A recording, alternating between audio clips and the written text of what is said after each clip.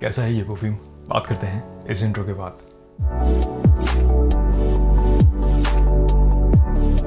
नमस्कार दोस्तों, आपका स्वागत है परफ्यूम ज्ञान में। मेरा नाम है अर्पित।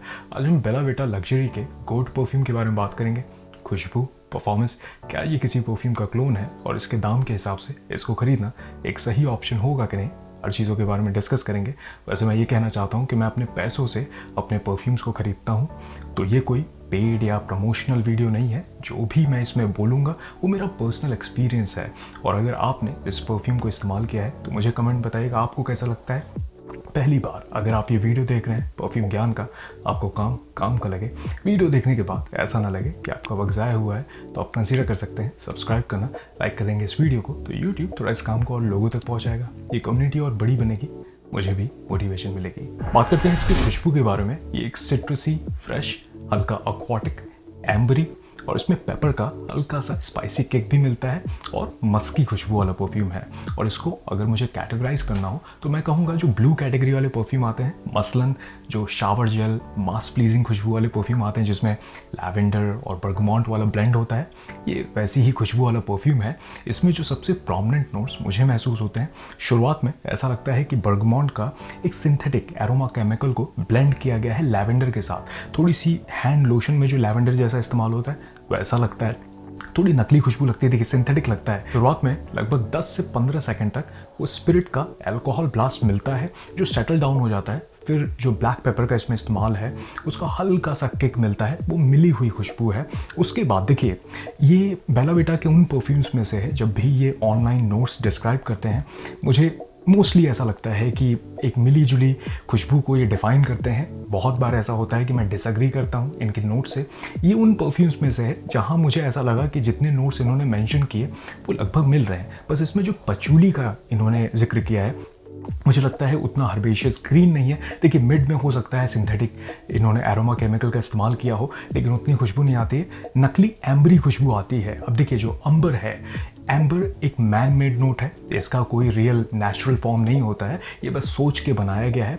इसमें हल्का रेजिन, थोड़ी स्वीटनेस होती है और हल्का सा एक वार्मथ होता है, तो इसमें जोड़ा गया है उसको। और ऐसा लगता है कि उसकी वजह से एक थोड़ी सी हेयर जेल वाली खुशबू महसूस आती है, वो जेल वाली बड़ी प्लीजिंग सी खुशबू है। अब बेस में मस्की नोट का इस्तेमाल है, उसके साथ ऐसा लगता है वेटिवर ये कहते हैं, उसकी वजह से एक्वाटिक खुशबू महसूस होती है इसमें। तो ओवरऑल एक इनऑफेंसिव सी खुशबू लगती है, ऐसा लगता है कि बहुत ही मास प्लीजिंग, कुछ भी इसमें स्पेशल नहीं है, बहुत ऐसा ओरिजिनल सी खुशबू नहीं है। ये भी कहना चाहता हूँ शुरुआत में जब मैं इसको इस्तेमाल कर रहा था तो मुझे लगा कि इन्होंने शायद मिक्स बनाया। अब जैसे मैं इनका ये परफ्यूम जो है बेला विटा का ब्लू परफ्यूम है, ये डायरेक्ट क्लोन है आपका ब्लू द शैनेल का। तो अगर इसके बारे में आगे चल करके मैं बात करूँगा। और इनका जो दूसरा परफ्यूम मैंने इस्तेमाल किया, ये क्लब मैन जिसको ये कहते हैं, अब ये परफ्यूम तो क्लोन का क्लोन है। ये जो अरमाफ का club the new intense man आता है, इससे इसका डीएनए लिया गया है और ये क्लोन है आपका क्रीड एवेंटस का। तो आप ये समझिए कि इनके जो और ये दो परफ्यूम है ये तो डायरेक्ट क्लोन है। और जब मैं इसको इस्तेमाल कर रहा था गोट को, तो मुझे ऐसा लगा था कि शायद इसमें डियोर सवाज के डीएनए को ब्लेंड किया गया है आपके वर्साचे के डीलन ब्लू के साथ, इसका मिक्स लगा। लेकिन मैंने जितना और इस्तेमाल किया तो मुझे लगा कि इसमें इन्होंने रैल्फ लॉरेन का जो ये पोलो ब्लू परफ्यूम आता है इसके भी डीएनए को इसमें जोड़ा है, थोड़ा सा उसकी एक्वाटिक इसमें फ्रेश खुशबू महसूस होती है। तो देखिए ओवरऑल कोई ओरिजिनल खुशबू नहीं है, ऐसा नहीं है कि कुछ ग्राउंड ब्रेकिंग यहाँ पे बनाया है। और ये भी लगता है कि जिस तरीके से इसको मार्केट किया गया है, अगर इसके बॉटल को आप देखें तो इसके रंग को देख करके ब्राउन डार्क कलर है, ऐसा लग सकता है कि बहुत एम्बरी इंटेंस स्पाइसी खुशबू होगा, ऐसा नहीं है।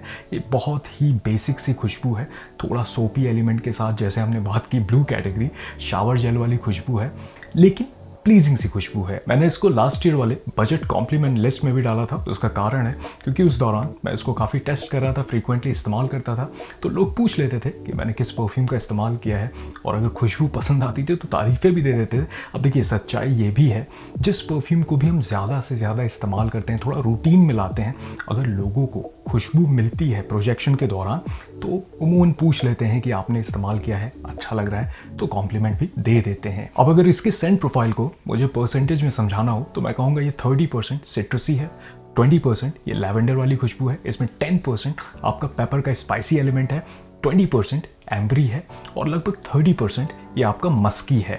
इसमें मुझे ऐसा भी लगता है कि देखिए, ये कहते नहीं हैं कि किसी एम्ब्रॉक्सिन या एम्बरग्रीस जैसे सिंथेटिक नोट का इस्तेमाल है, लेकिन मुझे लगता है कि बेस में इस्तेमाल किया गया है वेटिवर और मस्क के साथ, क्योंकि जिसमें जो मस्की एलिमेंट आता है, हल्का सा एक्वाटिक एलिमेंट आता है, वो ऐसा लगता है कि ब्लू कैटेगरी वाले जो परफ्यूम होते हैं उसमें ज़्यादातर एम्ब्रॉक्सिन का इस्तेमाल होता है। अगर हम कहें डियोर सवाज की बात करें तो इसमें बहुत प्रोमिनेंट इस्तेमाल है। इसमें भी ऐसा मुझे महसूस होता है। वो देखिए, क्वालिटी बहुत अच्छी तो नहीं है, सिंथेटिक लगती है, लेकिन ओवरऑल ये ऐसा लगता है कि निचोड़ है सभी ब्लू परफ्यूम का। यहाँ पे बेला विटा ने बहुत ही सेफ आपका रास्ता लिया है। ऐसा लगता है कि डेली इस्तेमाल के लिए बेसिक खुशबू वाला, अगर आपको साफ़ सुथरी खुशबू वाला प्लीजिंग सा सिट्रसी फ्रेश कुछ पसंद है और ऐसा लगता है कि बहुत ज़्यादा कॉम्प्लेक्स नहीं है, तो ये एक अच्छा ऑप्शन बन सकता है। इसके परफॉर्मेंस के बारे में बात करें तो इससे मुझे हल्की परफॉर्मेंस मिलती है, जैसे बेला विटा के ज़्यादातर परफ्यूम से हल्की या एवरेज परफॉर्मेंस मिलती है। यहाँ पे लगभग 4 से 5 घंटे तक ये मेरे स्किन पे टिकता है। कपड़ों पे स्प्रे करता हूँ तो लगभग 7-8 घंटे तक इसकी खुशबू लिंगर करती है, और शुरुआत के 1 घंटे तक ये मुझे लगता है कि प्रोजेक्ट करता है, वो भी बहुत दूर तक नहीं करता है। देखिए, अगर गर्मी में इसका इस्तेमाल करेंगे तो इसके मॉलिक्यूल्स थोड़ा बेहतर तरीके से हवा में घुलते हैं, तो लोगों को थोड़ी दूर तक पता चलता है, लेकिन ओवरऑल एक हल्की परफॉर्मेंस वाला परफ्यूम है, लेकिन लिंगर करती है खुशबू। लगभग 2-3 घंटे बाद भी अगर आप मूव करेंगे तो लोगों को खुशबू पता चलेगी, लेकिन बहुत स्ट्रॉन्ग ऐसा नहीं है कि बहुत दूर तक प्रोजेक्ट करता है, आपसे लिपट करके खुशबू रहती है। इसके इस्तेमाल के बारे में बात करें तो इसकी खुशबू के हिसाब से मुझे बेसिक डेली इस्तेमाल करने वाला परफ्यूम ये लगता है।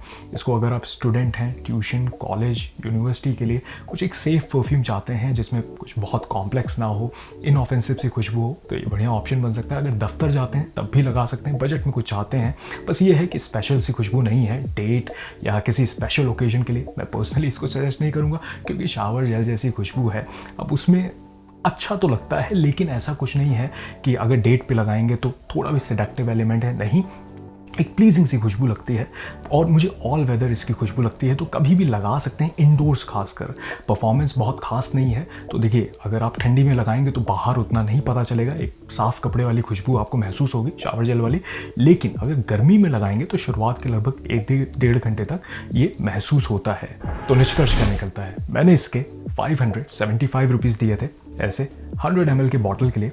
इसका ये कहते हैं कि ऑ दे पार्फूम कॉन्सेंट्रेशन है। सच बताऊं तो इस प्राइस रेंज में मुझे लगता है पार्फूम, ऑ दे पार्फूम, ये कुछ भी कहें, ये सिर्फ छापने वाली चीज़ है। अगर बॉटल की बात करूं तो ठीक है, भारी सी बॉटल है, क्वालिटी सही है, और इसका स्प्रेयर आप देख लें, सही है। अगर आधा स्प्रे करेंगे तब भी निकलता है मिस्ट, पूरा करें तो अच्छा मिस्ट निकलता है। तो इस प्राइस रेंज में मुझे कोई कंप्लेन नहीं है। अब देखिए, खुशबू की अगर बात करें, कभी भी जब हम ब्लू कैटेगरी और शावर जेल वाली खुशबू बोलते हैं तो बेसिक अच्छी खुशबू होती है, प्लीजिंग सी, तो कोई भी यूनिकनेस या स्पेशल वाली जो बात होती है वो वहाँ पे ख़त्म हो जाती है। अगर आप एक प्योरिस्ट हैं और डिज़ाइनर, थोड़े कॉम्प्लेक्स नीश परफ्यूम लगाना पसंद करते हैं, तब तो ये आपको बहुत बेसिक लगेगा, ऐसा लगेगा कोई ओरिजिनलिटी नहीं है। लेकिन अगर टाइट बजट पे है, अगर 400-500 रुपये ही आपका बजट है, तो आपके लिए एक ज़्यादा लगाने वाला डेली इस्तेमाल के लिए एक ऑप्शन बन सकता है। अब देखिए, ये भी है कि बेला विटा जैसी कंपनी है, जो भी उनके रिव्यूज़ होते हैं, ज़्यादातर जो इवन पब्लिक में जो रिव्यूज़ वो करवाते हैं, जो रिएक्शन वाले, मोस्टली पेड या फेक ही लगते हैं। और ऐसा लगता है कि जब भी कभी मैं वीडियो देखता हूँ तो ऐसा लगता है उन लोगों ने पहली बार कोई परफ्यूम इस्तेमाल किया है, तो उस तरीके से थोड़ा यकीन नहीं होता है। लेकिन यहाँ पे मैं जब किसी भी परफ्यूम को अपने पैसे से ख़रीदता हूँ तो मेरी ये जिम्मेदारी होती है कि मैं क्या सोचता हूँ, मेरी ओपिनियन क्या है। हाँ, सच्चाई ये भी है कि यहाँ पे बहुत से ब्लू कैटेगरी वाले परफ्यूम का एक मिक्स बनाया गया है, बेसिक सी खुशबू है, लेकिन प्लीजिंग सी खुशबू है।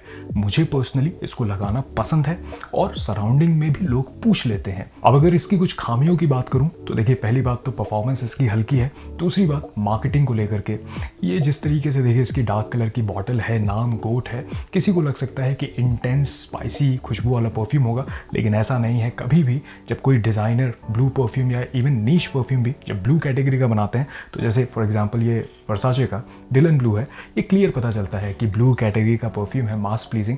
यहाँ पे थोड़ा सा मार्केटिंग मुझे डिस्कनेक्ट दिखता है। लेकिन अगर ओवरऑल मैं कहूँ तो एक प्लीजिंग सी खुशबू है। अगर बजट में एक बैकअप परफ्यूम की तरह कुछ चाहते हैं, डेली इस्तेमाल के लिए, ज़्यादा लगाने के लिए तो एक बढ़िया ऑप्शन बन सकता है। खास करके अगर आप स्टूडेंट हैं और कॉलेज जाते हैं, ट्यूशन जाते हैं, तो ये एक ऑप्शन बन सकता है। वैसे अगर इसको आपने इस्तेमाल किया है तो मुझे बताएं आपको कैसा लगता है, आपका सबसे पसंदीदा बेला विटा का कौन सा परफ्यूम है, मैं जानना चाहूँगा। चलिए मैं मिलूँगा आपसे अगले वीडियो में, तब तक आप अपना ख्याल रखिए। नमस्कार।